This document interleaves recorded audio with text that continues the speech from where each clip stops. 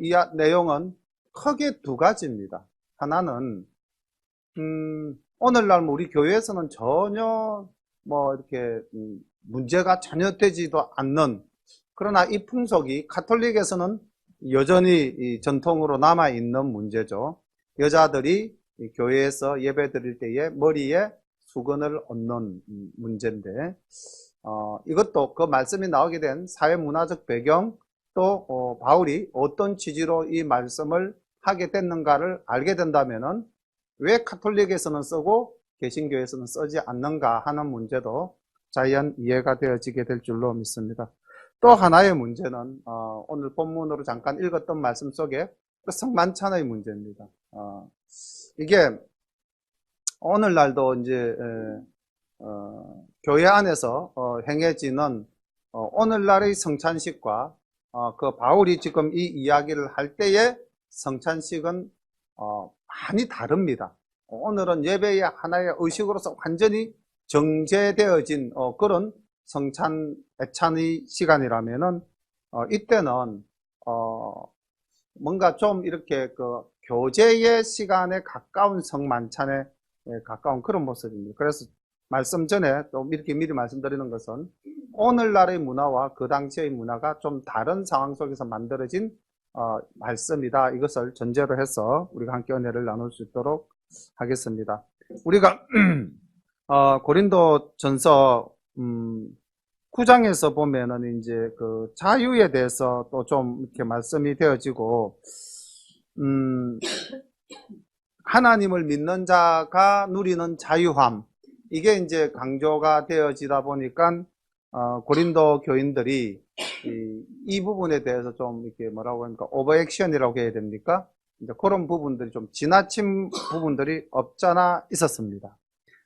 그래서 나를 위한 자유가 옳은 것인지 아니면 타인을 배려하는 자유의 절제가 옳은 것인지, 이 문제에 대해서 한 번 더 생각해보자 하고 던진 말씀이 바로 11장 2절부터 나오는 말씀입니다. 함께 본문을 보겠습니다. 너희가 모든 일에 나를 기억하고 또 내가 너희에게 전하여 준 대로 그 유전을 너희가 지킴으로 너희를 칭찬하노라. 그러나 나는 너희가 알기를 원하노니 각 남자의 머리는 그리스도요 여자의 머리는 남자요 그리스도의 머리는 하나님이시라. 무릇 남자로서 머리에 무엇을 쓰고 기도나 예언하는 자는 그 머리를 욕되게 하는 것이요 무릇 여자로서 머리에 쓴 것을 벗고 기도나 예언을 하는 자는 그 머리를 욕되게 하는 것이니 이는 머리 민 것과 다름이 없음이니라. 만일 여자가 머리에 쓰지 않거든 깎을 것이요 만일 깎거나 미는 것이 여자에게 부끄러움이 되거든 썰지니라. 남자는 하나님의 형상과 영광이니 그 머리에 마땅히 쓰지 않거니와 여자는 남자의 영광이니라. 남자가 여자에게서 난 것이 아니요 여자가 남자에게서 났으며 또 남자가 여자를 위하여 지음을 받지 아니하고 여자가 남자를 위하여 지음을 받은 것이니 이러므로 여자는 천사들을 인하여 권세 아래 있는 표를 그 머리 위에 둘지니라. 그러나 주 안에는 남자 없이 여자만 있지 않고 여자 없이 남자만 있지 아니하니라. 여자가 남자에게서 난 것 같이 남자도 여자로 말미암아 났으니 모든 것이 하나님에게서 났느니라. 너희는 스스로 판단하라. 여자가 쓰지 않고 하나님께 기도하는 것이 마땅하냐? 만일 남자가 긴 머리가 있으면 자기에게 욕되는 것을 본성이 너희에게 가르치지 아니하느냐? 만일 여자가 긴 머리가 있으면 자기에게 영광이 되나니 긴 머리는 쓰는 것을 대신하여 주신 영권이라. 변론하려는 태도를 가진 자가 있을지라도 우리에게나 하나님의 모든 교회에는 이런 규례가 없느니라. 그 당시 그리스, 지금 고린도가 있는 아가야 지방도 오늘날로 치면은 그리스죠. 히랍의 문명 속에는 또 아마 그 시리아라든지 또는 그 근동 지역에는 여자들이 쓰는 아쉬막이라는 게 있었다고 합니다. 오늘날도 이제 그 문화적 전통으로서 이슬람 세계에서 히잡을 쓰잖아요. 그리고 우리나라도 조선시대 때 보면 여자들 그 교중에 이렇게 이제 뭐, 아가씨들이나 또는 뭐 이렇게 양반댁 부인네들이 뭐 어쩔 수 없이 걸어서 출타를 해야 될 때는 이 장옷이라는 것을 입었습니다. 예, 이렇게 이제 드라마에도 나오죠. 그죠? 그래서, 이런 것을 왜 이제 여자들이 쓰는가 하는 이제 문제죠. 근데 이게 이제 첫 번째는 그 당시의 사회적 문화였다는 겁니다. 사회 문화였다. 그런데 이 아시막이라는 걸 쓰니까 여자들 입장에서는 좀 불편했겠죠. 근데 이제 예수를 믿으니까 자유하다. 뭐 이 말을 들으니까 그럼 이제 여기 쓰는 것으로부터도 자유함을 우리가 얻겠네 하면서 교회 안에 일부 여성도들이 머리에 쓰는 것을 벗는 문제가 생겼어요. 근데 그 당시 문화가 머리에 쓴 것을 벗으면은 어떤 취급을 받게 되느냐? 남편 없는 여자 또는 몸을 파는 여자, 이렇게 이제 그 사회적 문화가 그렇게 이제 해석하게끔 되어 있었던 시대였습니다. 그런데 바울이 볼 때 고린도 교회의 여성도님들 중에서 자유함을 마음껏 이제 누리고자 하는 분들 중에서는 이 뭐 쓰는 것이나 뭐 벗는 것이나 뭐 하나님 안에서는 이제 자유하다 이렇게 해서 벗으니까 이게 뭐가 됩니까? 안 믿는 사람들이 봤을 때는 교회 다니는 여자들은 도대체 어떤 여자들이야? 이런 문제가 발생될 수 있지 않습니까? 이게 덕이 됩니까? 덕이 안 됩니까? 덕이 전혀 안 되는 문제가 되어버린 거예요. 그래서 바울이 이것은 쓰는 것이 가하다라는 이야기를 하는 것입니다. 여자들을 결코 낮추어서 표현한 것이 아니고 어쨌든 예수 믿는 사람이 하나님의 영광을 위해서 우리가 살아야 되는데 너무 자기 개인주의에 빠져버리면은 하나님의 영광을 가리우는 일이 생긴다. 이것을 가르치기 위한 이야기다. 이렇게 생각을 하면 됩니다. 근데 이제 문화라는 것은 바뀌지 않습니까? 사회 문화라는 것은. 우리나라도 뭐 아까 말씀드렸다시피 장옷, 겉쓰개라는 것을 이렇게 이제 입고 다녔는데 개화기를 지나면서 이제 우리나라 여성들도 뭐 그런 것 다 벗어버렸고요. 옛날부터 뭐 어디 뭐 다리를 드러내고 소매를 드러낼 수가, 팔을 드러낼 수가 있었겠습니까? 그런데 이제 문화라는 것에 의해서 그런 것들이 다 이제 허용이 되어지죠. 근데 지난번에도 말씀드렸지만 우리가 본질적인 것, 절대 바뀌어져서는 안 되는 것은 목숨 걸고 지켜야 되지만은, 그러나 이것이 오히려 복음을 전하는 데 도움이 되는 거라면 우리가 얼마든지 또 수용할 수 있는 거는 수용하는 그런 너그러운 모습을 가져야 되겠죠. 오늘 이 2절부터 16절까지의 말씀은 사실은 남녀의 문제를 가지고 이야기하는 것 절대 아닙니다. 그런데 또 일부 우리 사회에는 지금 뭐 페미니즘 문화라든지 또 여성의 인권에 대한 시각이 굉장히 좀 날카롭고 예민한 것 같아요. 우리 사회가 왜 이렇게 모든 문제에 있어서 날카로워졌는지 모르겠습니다. 뭐든지 서로 막 찌르고 공격하고 분리되고 충돌하고 이러는 건데, 이게 교회 안까지 들어와 가지고 교회 안에서도 자기의 생각을 가지고 서로 뭐 이렇게 본질적인 신앙의 문제가 아님에도 불구하고 그런 부분들을 가지고 우리가 이야기를 할 때에 좀 뭐랄까 너무 첨예해져서 극단적인 방향까지 가는 부분들도 없잖아 있는 상황입니다. 그런데 오늘 여기에서 말하는 남녀의 문제는 전혀 성경적으로 남자가 여자보다 낫고 여자가 남자보다 못하다의 개념으로 성차별을 위해서 바울이 이 말씀을 기록한 것은 절대 아니다라는 것. 교회 안에서 우리는 하나님 앞에서 남자나 여자나 동등되게 지어졌다라는 것을 꼭 기억하시기를 바랍니다. 가정에서도 그거는 있어요. 남자의 직능과 여자의 직능, 남자의 특징과 여자의 특징, 이거는 있지 않습니까? 저는 애들 보면 신기해요. 우리 예빈이와 우빈이 있는데 예빈이 키울 때 우리 정 집사님이 인형하고 자동차 두 개를 딱 놔놨다고 한번 가정을 해보십시오. 예빈이가 뭘 짓겠어요? 인형을 짓겠어요? 자동차를 짓겠어요? 인형을 짓습니다. 가르쳐 주지도 않았는데 이게 본성이라는 거예요. 오늘 본문 속에도 본성이 나왔는데 남자가 머리를 길게 하는 거 본성으로 안 맞다는 거예요. 근데 여자는 머리를 길면 어떻습니까? 그게 아름다움이 돼서 본성적이라는 거예요. 우리에게는 타고난 본성이라는 게 있다는 거죠. 남자는 남자의 본성, 여자는 여자의 본성이 있는 거죠. 우빈이를 또 키울 때 딱 보면은 인형과 자동차를 놨다. 우빈이가 뭘 잡을까요? 무조건 자동차. 자동차보다는 오히려 로봇가 있으면 더 로봇을 잡겠죠. 뭐 총이나 뭐 이렇게 탱크가 있으면 아마 총이나 탱크를 먼저 잡을 거예요. 남자애들은. 그래서 이것이 이 본성이다. 여자아이는 인형을 잡고 남자아이는 자동차를 잡는다. 본성이라는 거예요. 그래서 타고난 자기 본성이 있는데 그 본성을 거스르는 것은 옳다 옳지 않다? 옳지 않다는 겁니다. 그래서 바울 사도는 특히 그 당시 이 그리스, 히랍 문명, 헬라 문명권 속에 오늘날에도 뭐 그런 것들이 있죠. 동성애. 그 당시에도 있었던 것 같아요. 이건 본성입니까? 본성을 거스르는 겁니까? 본성을 거스르는 것이기 때문에 제약시한 거고 오늘날도 여전히 본성을 거스르는 문제는 하나님의 창조 질서를 벗어난 것이기 때문에 기독교에서는 받아들일 수가 없는 것입니다. 그 동성애라는 것은 받아들일 수 없지만은 이건 또 기억해야 됩니다. 어쩔 수 없이 자기가 그 동성애에 빠져있는 성정을 가진 사람이라면 그건 어떻게 해야 될까요? 다른 겁니까? 아니면은 분리해야 됩니까? 분리하지 말아야 됩니까? 이게 이제 오늘날 우리에게 던져지는 참 중요한 문제입니다. 저는 가끔씩은 그런 문제를 만날 때 예수님이라면 어떻게 하셨을까 하는 생각을 한번 해봅니다.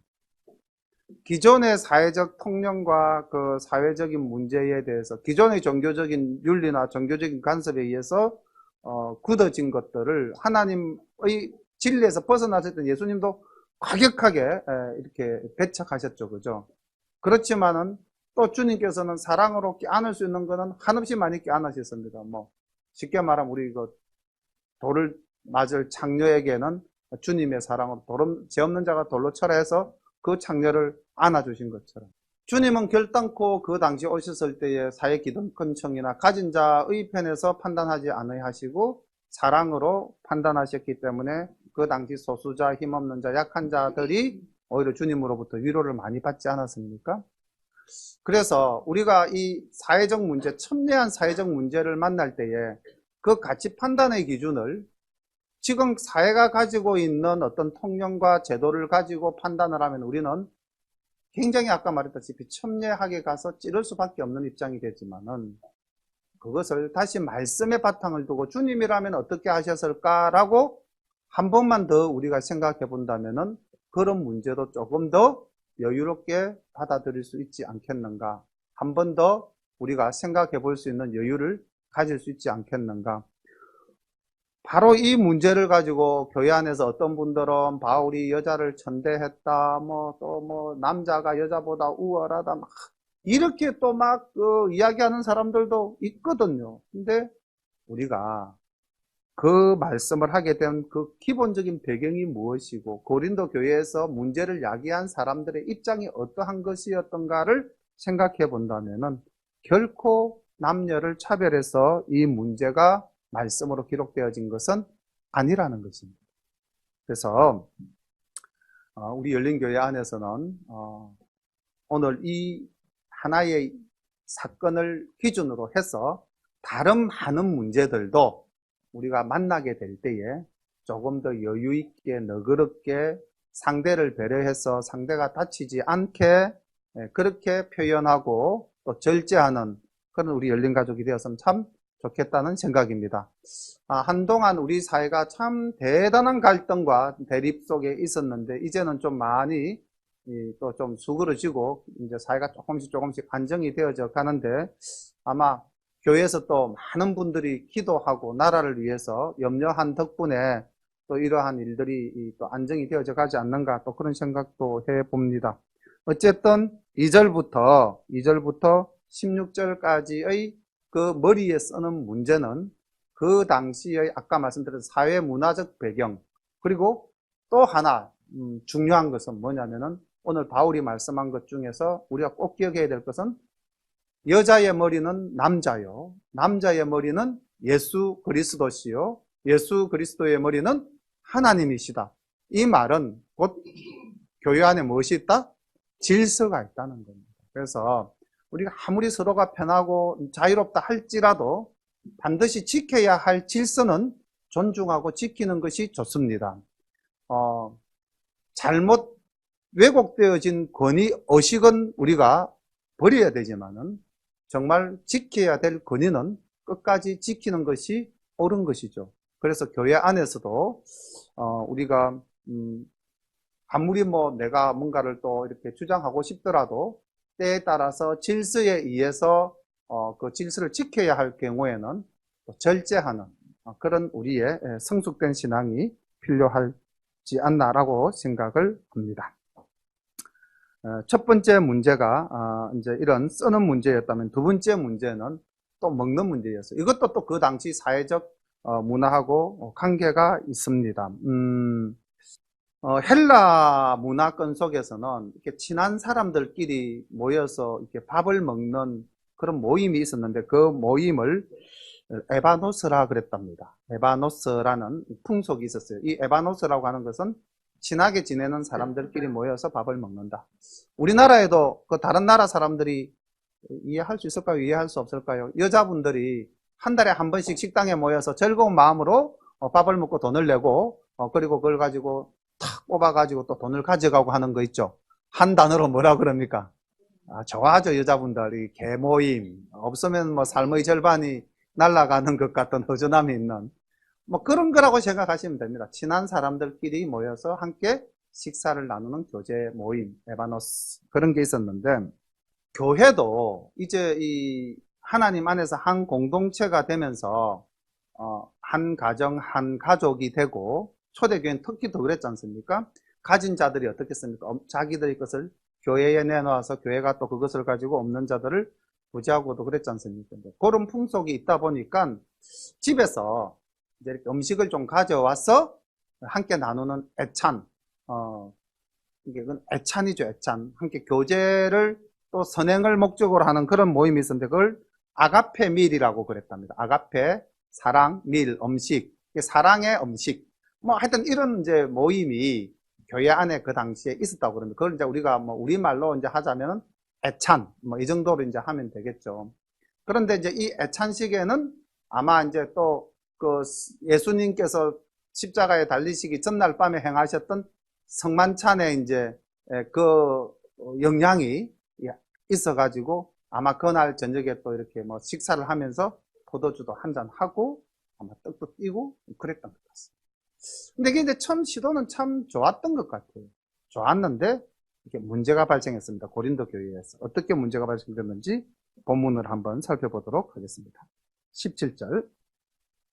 내가 명하는 이 일에 너희를 칭찬하지 아니하나니 이는 저희의 모임이 유익이 못되고 도리어 해로움이라.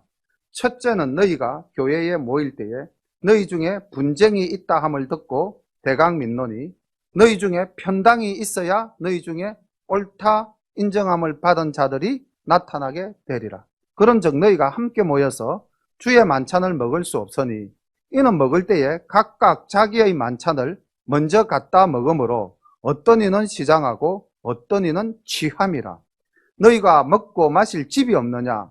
너희가 하나님의 교회를 업신여기고 빈궁한 자들을 부끄럽게 하느냐? 내가 너희에게 무슨 말을 하랴? 너희를 칭찬하랴? 이것으로서 칭찬하지 않노라. 이렇게 이제 그 당시 일어났던 일들을 굉장히 이제 엄하게 꾸짖는 장면이죠. 그리고 난 다음 그 교회 안에서 이루어지고 있는 성찬의 본질이 무엇이었느냐? 이제 그 의원, 그 근원을 찾아 올라간 게 이제 23절부터입니다. 내가 너희에게 전한 것은 주께 받은 것이니 곧 주 예수께서 잡히시던 밤에 떡을 가지사 축사하시고 떼어 가라사대 이것은 너희를 위하는 내 몸이니 이것을 행하여 나를 기념하라 하시고 식후에 또한 이와 같이 잔을 가지시고 가라사대 이 잔은 내 피로 세운 새 언약이니 이것을 행하여 마실 때마다 나를 기념하라 하셨으니 너희가 이 떡을 먹으며 이 잔을 마실 때마다 주의 죽으심을 오실 때까지 전하는 것이니라. 그러므로 누구든지 주의 떡이나 잔을 합당치 않게 먹고 마시는 자는 주의 몸과 피를 범하는 죄가 있느니라. 사람이 자기를 살피고 그 후에야 이 떡을 먹고 이 잔을 마실지니 주의 몸을 분변치 못하고 먹고 마시는 자는 자기의 죄를 먹고 마시는 것이니라. 이러므로 너희 중에 약한 자와 병든 자가 많고 잠자는 자도 적지 아니하니 우리가 우리를 살폈으면 판단을 받지 아니하려니와 우리가 판단을 받는 것은 주께 징계를 받는 것이니 이는 우리로 세상과 함께 죄 정함을 받지 않게 하려 하심이라. 그런즉 내 형제들아 먹으러 모일 때에 서로 기다리라. 만일 누구든지 시장하거든 집에서 먹을지니 이는 너희의 판단받는 모임이 되지 않게 하려 함이라. 그 남은 것은 내가 언제든지 갈 때에 규정하리라.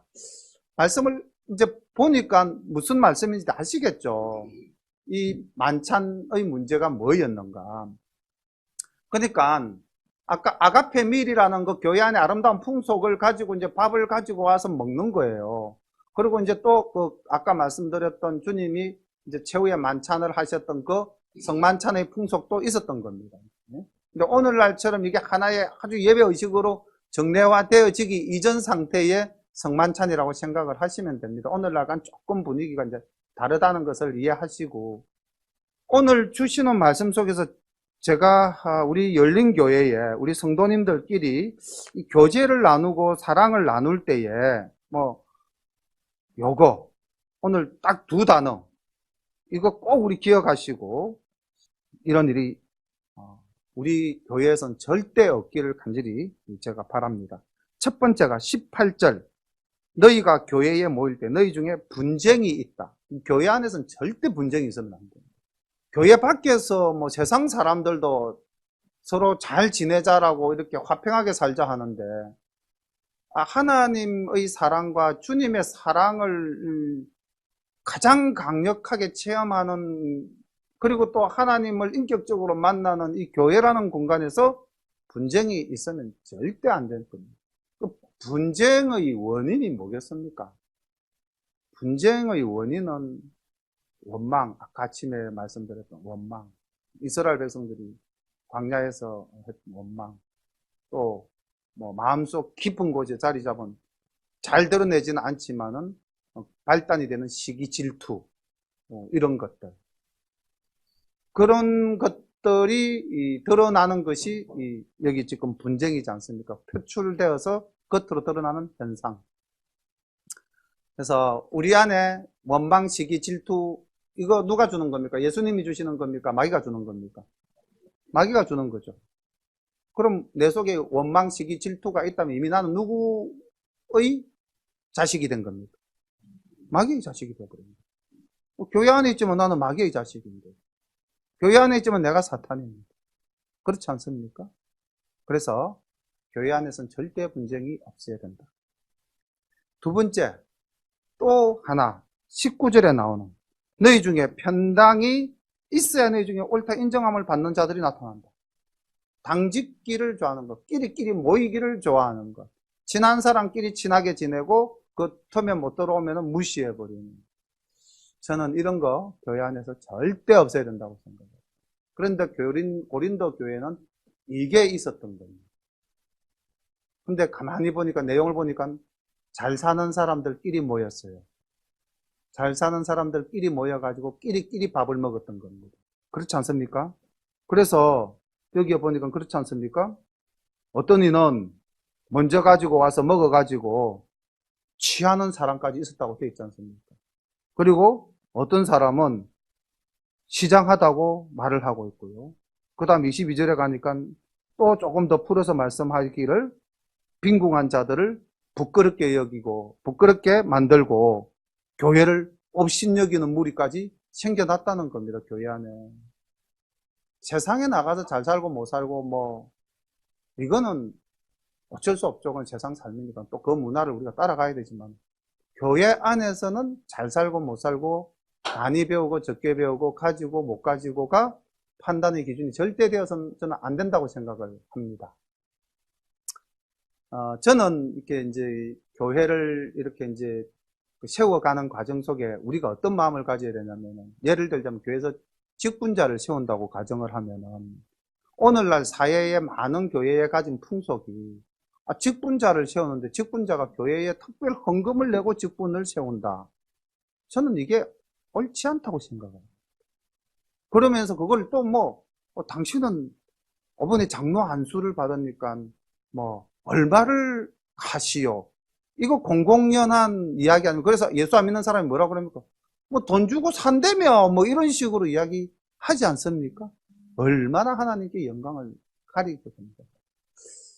또 어떤 때는 장로를 세우는데 특정한 지위 이상, 특정한 학력 이상을 갖추어야만 된다. 이런 게 교회 안에서 있으면 안 되죠. 교회 안에서는 누구나 다.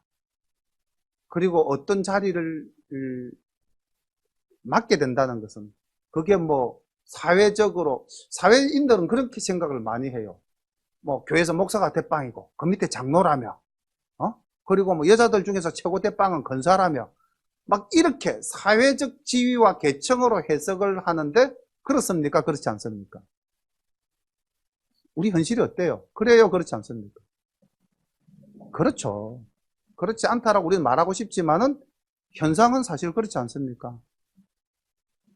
그래서 우리가 오늘날 교회가 사회에 아름답게 비춰지지 못하는 모습들이 사실은 많이 있지 않습니까?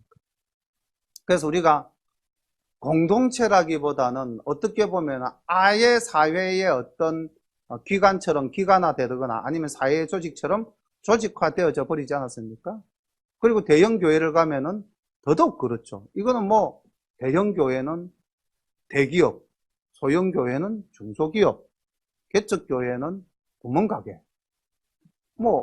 그런 식으로 이꼴 관계가 성립이 되어지고, 또 교회도 그렇게 따라가고 있지 않습니까?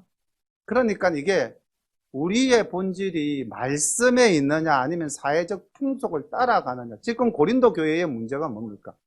말씀의 바탕 위에 교회가 서가는 것이 아니고 사회적 풍속을 쫓아서 교회가 쫓아가다 보니까 교회 안에 분쟁과 단파가 생기는 거죠. 분파가 생기는 거죠. 그래서 교회는 오직 하나님 앞에서 얼마나 그 사람이 충성된가. 그리고 저는 교회가 직분자가 정말 제 자신도 그렇습니다만은, 직분자가 온전하다고 한다면은 자기가 맡은 직분이 있으면 있을수록 더욱더 겸손하게 섬겨야 되는 거죠. 그렇지 않습니까? 그런데 오늘날 우리가 사실 교회가 보면은 직분자가 섬김을 받는 건지 아니면 섬기는 건지 사실 좀 구분하기 어려운 상황으로 가고 있는 것 아닙니까? 그래서 열린교회에서는 적어도 우리가 어떤 직분을 맡는다, 또 교회에서 중추적인 일을 한다 했을 때는 내가 더 하나님께 헌신하고 내가 더 하나님의 일을 한다 이렇게 생각을 해야 되지, 내가 더 인정받고 내가 더 존중받는다 이렇게 생각하면은 저는 우리 교회나 다른 교회나 똑같은 교회가 되지 않겠나라고 생각을 합니다. 그래서 우리 교회는 하나님 보시기에 좀 더 아름다운 교회로 성장해가는 그런 교회가 되었으면 좋겠다, 그런 생각을 합니다. 오늘 여기 이 모인 사람들이, 먼저 가지고 넉넉하게 가지고 온 사람들이 정말로 주의 사랑으로 이 아가페 미를 그 본질적인 의미대로 했다면은 어떻게 먼저 먹겠습니까? 빈궁한 자가 올 때까지 기다려야 되는 거죠. 그리고 그 빈궁한 자가 오면은 먼저 먹으라고 권해야 되죠. 왜? 나는 잘 사니까 집에 가서 또 먹으면 되잖아요. 그래서 바울이 그렇게, 너희들이 먹을 집이 없느냐? 먹고 싶으면 집에서 먹으면 되지 않느냐? 왜 교회에 가지고 와서 없는 사람을 더 서글프게 만드느냐? 이거 아닙니까? 교회에서 자랑하면 안 되는 거죠. 교회에서는 많이 가져서 많이 베풀어야 돼요. 그래야 그게 주님의 사랑을 나타내는 자의 모습이지 않겠느냐. 저도 사실 이 말씀 할 자격은 별로 없습니다. 저도 늘 제 자신을 돌아보면은 펴는 것보다 잡는 것을 좋아하던 사람이다 보니까 말씀을 드릴 자격은 없지만은, 그러나 노력을 많이 합니다. 어쨌든 우리가 그런 마음을 가지고 조금씩 노력할 때 언젠가는 또 주님의 모습을 닮아가는 우리 모두가 되어 있지 않겠습니까? 그리고 바울이 이제 그 성만찬에 대해서 다시 한번 더 강조를 합니다. 야, 너희들이 교회 와서 너희들 밥 먹고 그 다음에 뭐 또 교회에서 행하는 선창식을 하는데, 야, 이거 너희들 똑바로 알아야 돼. 이거 성만찬이라는 거는 너희들이 그렇게 가볍게 뭐 예를 들면 포도주를 마시는 거, 너 그냥 포도주 마시는 거 절대 아니야. 그건 뭐다? 주님의 피야. 그리고 너희들 만찬식 때 먹는 떡은 그 너희들 먹는 것과 똑같은 음식이 아니야. 이거는 그리스도의 몸이야. 이걸 이제 가르치는 겁니다. 그래서 왜 그럼 우리가 이 교회에서 지금 이 떡과 잔을 나누느냐? 그거 정확하게 알아야 돼. 그러면서 이제 교육시킨 거죠. 그게 이제 첫 번째가 여기 24절 말씀을 이제 주님이 직접 하신 말씀을 바울이 가지고 왔죠. 이것은 너희를 위하는 내 몸이니 이것을 행하여 나를 기념하라. 그래서 주님께서 그 친히 그 몸을 십자가에 못 박히심으로 우리를 위해서 대속의 죽음을 당하셨다. 그것을 너희들이 기념하라는 거예요. 기념하라.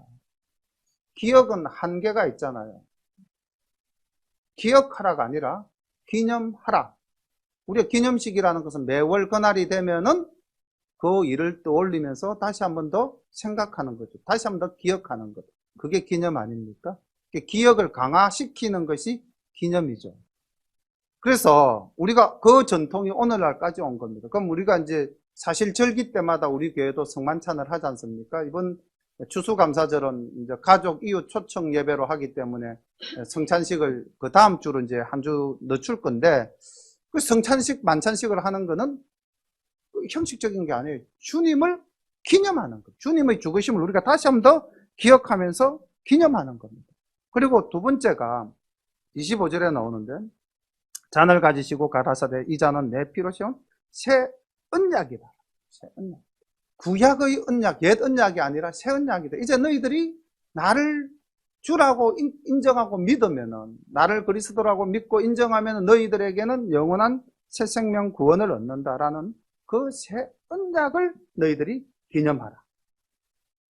그리고 세 번째가 이 성찬이라는 거룩한 시간과 만남을 통해서 성도들이 하나님 앞에서 하나 되는 시간이다. 그래서 공동체 정신을 강화시켜 나가는 그러한 특성도 가지고 있다는 것이고, 그 다음 26절을 보니까 주의 죽으심을 오실 때까지 전하는 것이다. 우리 이것도 좀 더 성찬의 그 의미로서 깊이 생각해 봐야 될 문제인 것 같습니다. 주님이 재림해서 다시 오실 때까지, 그날까지 주님이 우리를 위해서 돌아가셨다. 주님이 우리를 피 흘리심으로 우리가 구원을 받았다 하는 이 사실을 뭐 하는 것이다? 전하는 것이다. 전하는 것. 두 가지로 해석될 수 있습니다. 좀 중의적인 표현이죠. 하나는 계속 후배들에게, 후손들에게 물려주어라, 유전하라의 의미로도 해석 가능하기도 하고요. 또 이 사실을 모르는 사람들에게 알려서 전도하라의 의미도 가능하죠. 두 가지로 해석 가능합니다.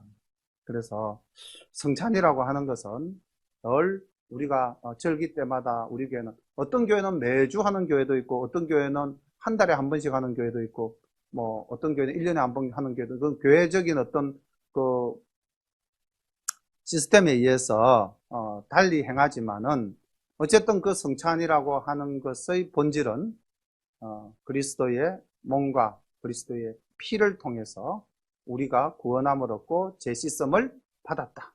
구원과 구속을 기억하며 기념하는 것이며, 또한 우리의 그 공동체가 주님의 피로, 주님의 살로 하나 되었다. 그래서 우리는 한 형제여 자매다 라는 것, 그리고 이 거룩한 주님의 사랑을 우리가 길이길이 역사적으로 전하며, 또 통시적으로는 같은 시대에 주님을 모르는 자들에게 증거하는 그러한 의미를 가진 성만찬인데, 너희들이 감히 교회에서 먹고 마시고 취하고 구별하고 분당짓고 싸웠어야 되겠느냐. 그래서 33절에 이렇게 이야기를 하죠. 내 형제들아, 먹으러 모일 때는 서로 기다리라. 이 서로 기다리라라는 말 속에는 뭐가 내포되어져 있습니까? 그 안에 있는 의미가 어떤 의미가 내포되어져 있는 것 같아요? 기다리라는 말 속에 오늘 제가 설교 제목을 서로 기다리라 이걸 정했습니다. 왜 제가 이걸 정했을까요? 기다리라 이 뜻밖에 없겠어요? 시간적 개념으로 뭐 좀 기다려 이 말입니까? 배려하라. 그렇죠. 배려도 있습니다. 그 안에는 또 뭐도 있습니까? 뭐 절제하라, 또 함께하라, 사랑하라. 얼마든지 그 맥락 속에서 찾아 들어가면 다양한 의미들을 발견해낼 수가 있지 않습니까? 예수 믿는 사람의 마음가짐은 어떠해야 된다?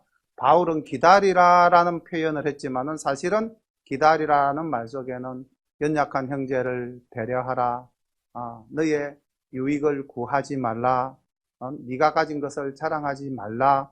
바울이 우리 10장에서 말씀했던 것 지금 33절 나와 같이 모든 일에 모든 사람을 기쁘게 하여 나의 유익을 굳이 아니하고 많은 사람의 유익을 구하여 저희로 구원을 얻게 하라.